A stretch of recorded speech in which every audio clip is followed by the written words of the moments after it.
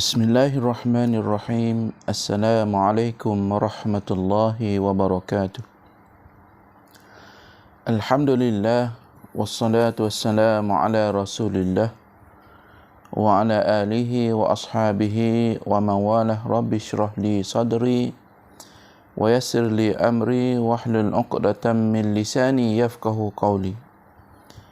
Subhanaka la ilma lana illa ma 'allamtana innaka antal alimul hakim wa la hawla wa la quwwata illa billahil aliyyil azim. Qala rabbi shrah li sadri wa yassir li amri wahlul 'uqdatam min lisani yafqahu qawli. Allahumma yassir wa la tu'assir wa tammim bil khair. Subhanaka la ilma lana illa ma 'allamtana innaka antal alimul hakim wa la hawla wa la quwwata illa billahil aliyyil azim. Amma ba'd.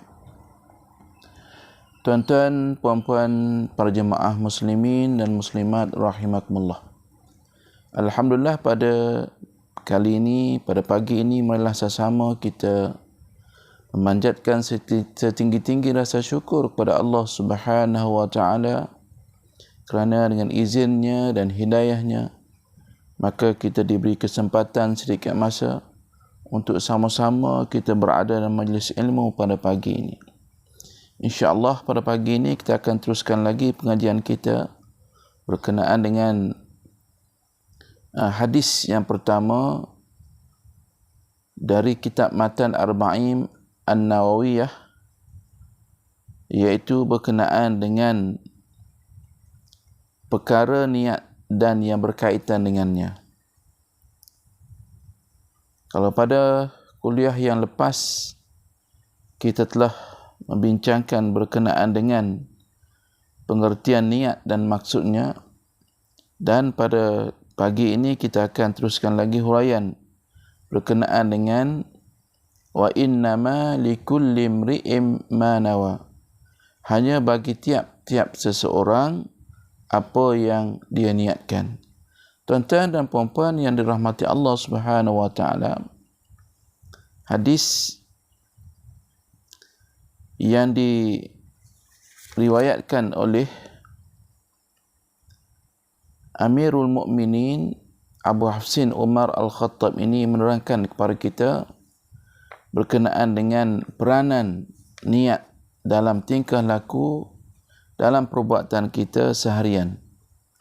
Dalam nak menentukan sah ataupun tidak sesuatu amal ibadah kita itu, mestilah bergantung kepada niat.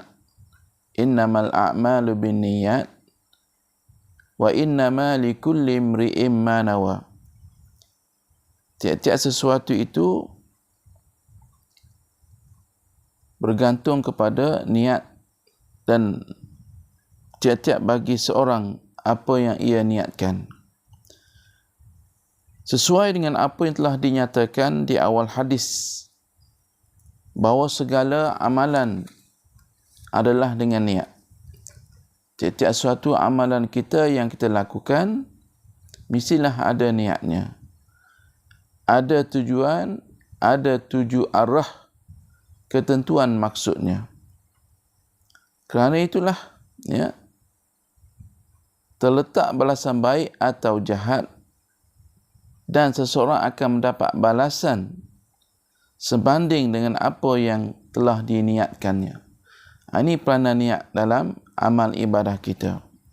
Kerana niat itu menentukan balasan baik atau buruk ataupun jahat, dan seseorang akan mendapat balasan tersebut sebanding dengan apa yang ia niatkan. Balasan ini adalah akan diterima oleh kita semua di hari akhirat nanti, di mana Allah Subhanahu wa taala akan memperhitungkan satu persatu amalan kita, dan di situlah akan ditentukan amalan kita itu bergantung kepada apa yang kita niatkan menurut ikhtiar dan pilihan hatinya. Kerana apa? Kerana hati itu menurut ikhtiar, mana usaha dan pilihan hatinya. Hatinya pilih untuk apa? Tujuan untuk apa amalan yang dilakukan itu. Misalnya dalam kitab ini menyebutkan sesuatu amal ibadah seperti sembahyang yang wajib atau yang sunat baru dianggap sah serta diterima dan diberi balasan sekira niatnya asal mendirikannya kerana Allah, bukan kerana lainnya. Sembahyang kita sama ada wajib maupun sunat, ataupun juga amalan-amalan yang lain, ya, kita lakukan amalan tersebut sama ada sah atau diterima dan diberi balasan adalah bergantung kepada niat kita. Kalau niat kita mendirikan sembahyang itu adalah kerana Allah Subhanahu wa taala, suatu kewajipan yang Allah telah tetapkan ke atas diri kita, maka akan mendapat balasan baik. Dan kalau bukan kerana Allah, bukan kerana Allah, kerana sesuatu yang lain daripadanya, maka akan mendapat balasan yang buruk. Inilah yang dinamakan ikhlas. Kalau niat kita kerana Allah Subhanahu wa taala, maka itulah dinamakan ikhlas. Bukan sahaja sembahyang, sedekah kita, zakat kita, tolong orang, bantu orang, semuanya itu mestilah diniatkan kerana Allah Subhanahu wa taala. Kalau kita niat kepada yang lain kerana nak menunjuk-nunjukkan, kerana nak menunjuk kepada orang, yang mengatakan bahawa kita ini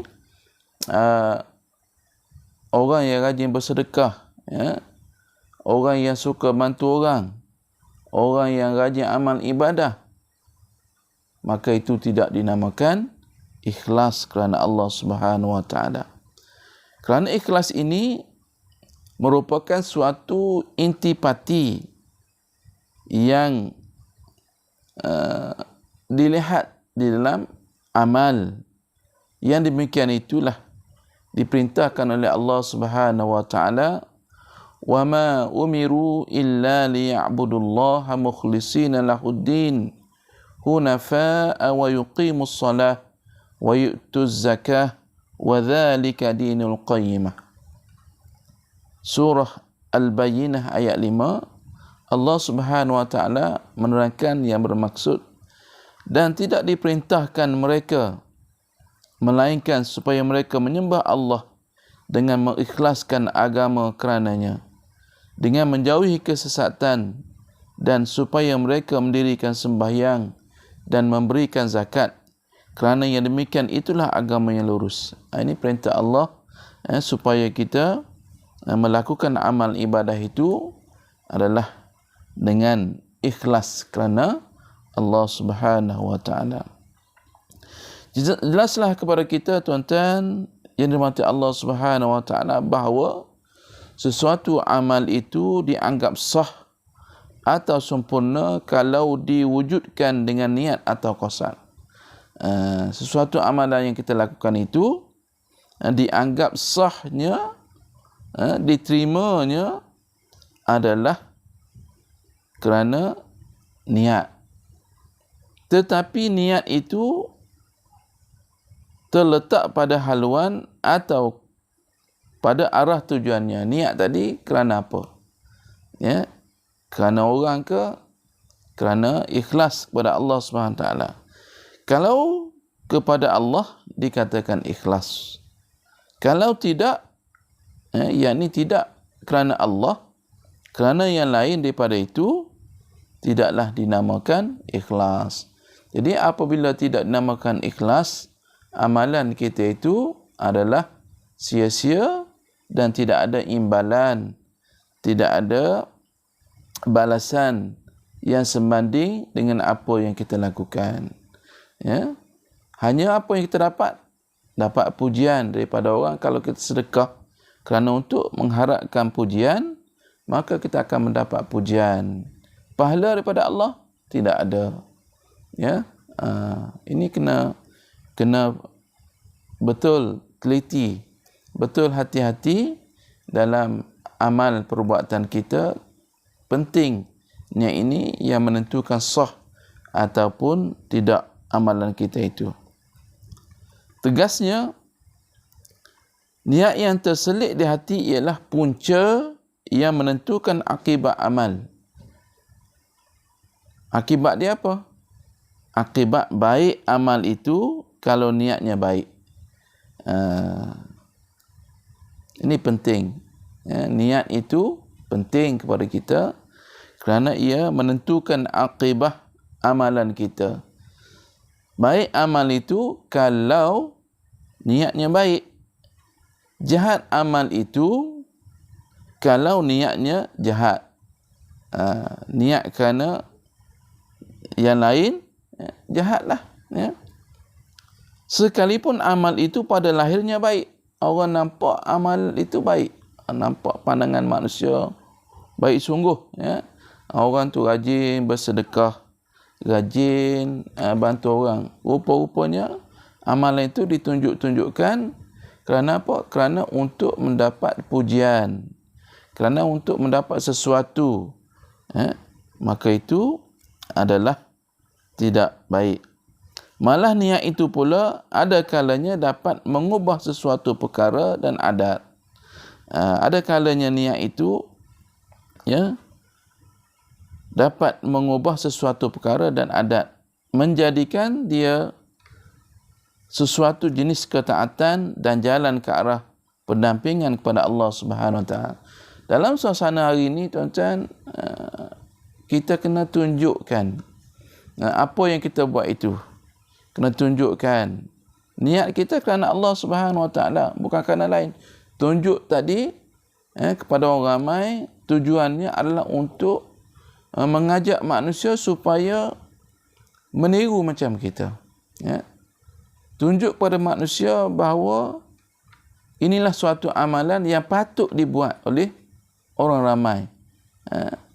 Inilah suatu amalan yang patut diteruskan, supaya kesinambungan dalam memberi bantuan kepada orang susah itu diteruskan.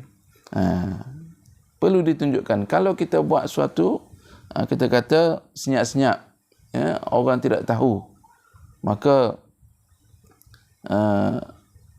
tidak adalah orang pun menganggap kita ni sebagai tidak menyampaikan ataupun tidak melakukan sesuatu, duduk diam saja.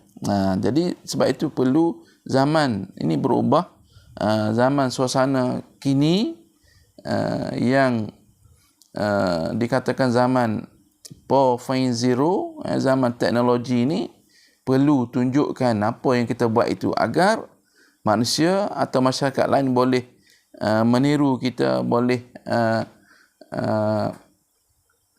mengambil manfaat daripada apa yang kita telah lakukan itu. Menurut kesimpulannya, orang yang makan dengan niat atau qasad memelihara hidupnya seperti menguatkan badannya untuk dapat meneruskan amal yakinnya, amal baktinya kepada Allah dan menunai kewajipannya terhadap agama, keluarga dan bangsa, maka ia akan mendapat ganjaran. Ini orang yang makan, orang yang makan dengan niat atau qasad memelihara hidupnya serta menguatkan badannya untuk dapat meneruskan amal baktinya. Ini sebagai contoh. Kita makan. Apa tujuan makan? Adalah untuk menguatkan badan kita. Apabila badan kita kuat, badan kita sihat, kita dapat meneruskan amal bakti kepada Allah Subhanahu Wa Taala dan menunaikan kewajipan terhadap agama, terhadap keluarga dan bangsanya. Kalau seorang suami sebagai contoh, badan sihat, dengan sebab dia makan benda-benda yang sihat, maka badannya sihat, dia boleh pergi mencari kerja, dapat upah, maka upah tadi diberi kepada isteri, anak, keluarga dan sebagainya, maka ini dikatakan akan mendapat ganjaran daripada Allah Subhanahu Wa Taala. Kenapa? Kerana niat dia tadi, ya, niat untuk meneruskan amal baktinya kepada agama dan kepada keluarga dan bangsa. Kerana makan atau minumnya dianggap sesuatu ibadah atau taat dan bukan kerana memuaskan nafsunya semata-mata. Sebab itu dikatakan makan itu adat sebenarnya. Adat. Adat tadi, kalau kita niatkan, dia boleh berubah menjadi ibadah. Sebagai contoh yang lalu kita telah lihat, orang yang duduk di dalam masjid dengan niat berintikaf atau duduk saja-saja. Duduk saja-saja, maka dia tidak dapat pahalanya seperti mana pahala orang yang beriktikaf. Orang yang duduk dalam masjid dengan niat berintikaf akan mendapat pahala ganjaran yang besar di sisi Allah Subhanahu Wa Taala. Duduk rehat itu adalah adat. Tetapi kalau niat, ya, niat kerana ibadah, maka dia akan dapat pahala.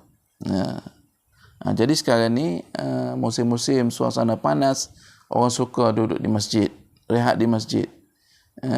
Tetapi musim COVID ini tidak dibenarkan duduk lama di masjid. Jadi kalau musim panas orang berehat sebab apa? Sebab di masjid itu ada kipas, ya, ada aircon dan sebagainya.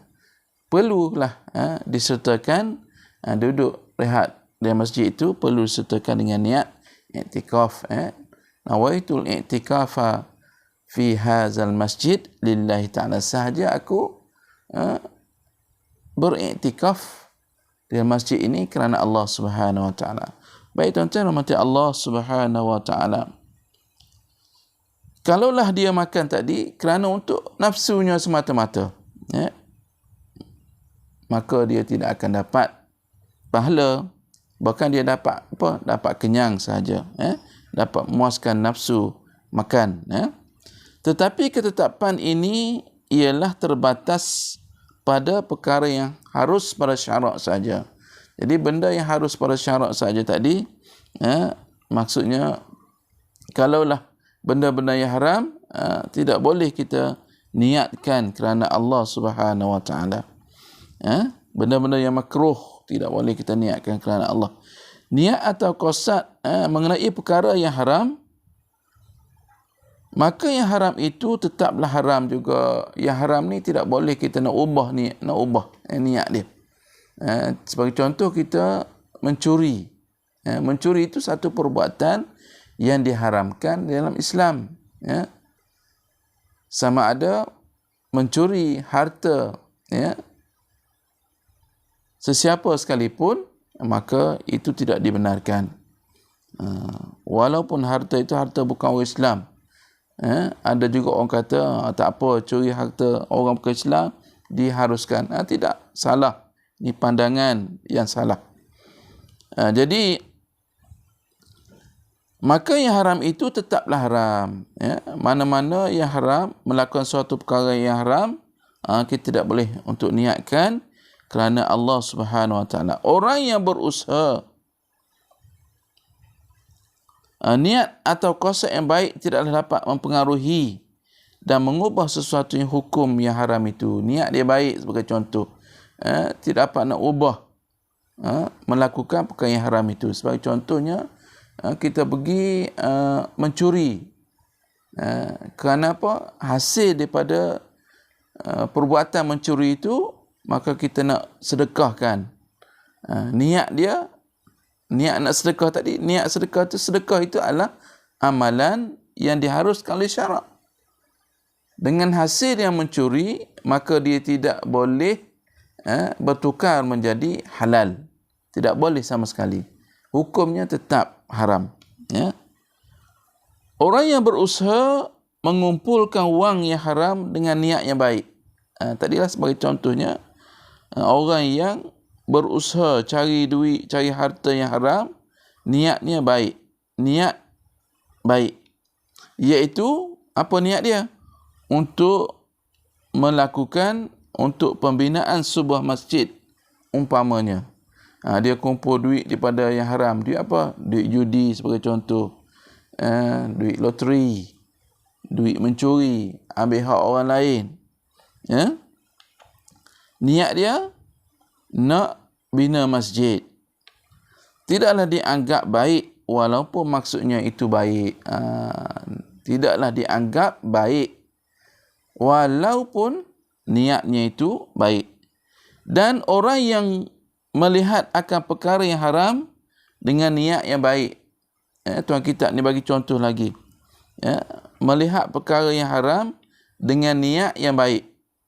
Iaitu untuk merenungi dan menikmati kesenian yang diciptakan oleh Allah. Misalnya, tidaklah pula dikatakan baik sekalipun maksudnya baik. Lihat benda yang haram. Nak tengok benda yang haram, sebagai contoh, lihat pada aurat wanita yang bukan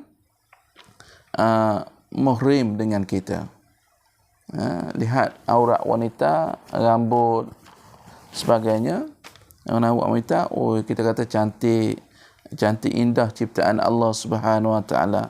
Walaupun niat dia tadi baik. Niat apa? Niat nak mikir tentang kejadian Allah SWT. Tetapi benda tu tetap juga diharamkan. Kerana kebaikan niat tidak ada pada barang yang haram dan juga makruh. Niat, kebaikan niat itu, apa kebaikan niat tadi? Dapat imbalan, balasan daripada Allah SWT. Tidak ada pada perkara yang haram dan yang makruh. Jadi apa yang ada pada haram itu hukumnya tetap haram juga walaupun niat kita baik. Niat kita ni sungguh niat kita ni baik untuk bina masjid, tetapi duit haram. Dalam kaedah usul fiqh menyebutkan niat tidak menghalalkan cara. Niat tidak menghalalkan cara. Niat baik tapi cara tadi untuk dapatkan duit bukan dengan cara hasil titik peluh kita, maka itu adalah haram. Jadi tuan-tuan rahmati Allah SWT, itulah huraian yang berkenaan dengan sesuatu amal itu yakni hanya bagi tiap-tiap seorang itu apa yang dia niatkan. Sebagai kesimpulannya tuan-tuan rahmati Allah Subhanahu Wa Taala, dalam kita melakukan amalan ini, mestilah niat itu kerana Allah Subhanahu Wa Taala. Kerana niat kerana Allah itu merupakan tanda ikhlas kepada amal kita. Jika ada ikhlas dalam suatu amal itu, maka akan diterima oleh Allah Subhanahu Wa Taala dan akan mendapat ganjaran imbalan yang setimpal dengan apa yang kita lakukan. Dan niat yang baik tidak boleh mengubah perkara yang haram. Niat baik tidak boleh mengubah perlakuan yang haram. Maka yang haram itu tetap haram, dia tidak boleh menjadi halal walaupun niat kita baik kepada Allah Subhanahu Wa Taala. Mudah-mudahan dalam tazkirah yang ringkas ini kita dapat mengambil manfaatnya untuk sama-sama kita fahami, untuk kita sama-sama kita amalkan dalam kehidupan kita seharian. Aqul qawli hadza wa astaghfirullah azim li wa lakum. Wassalamualaikum warahmatullahi wabarakatuh.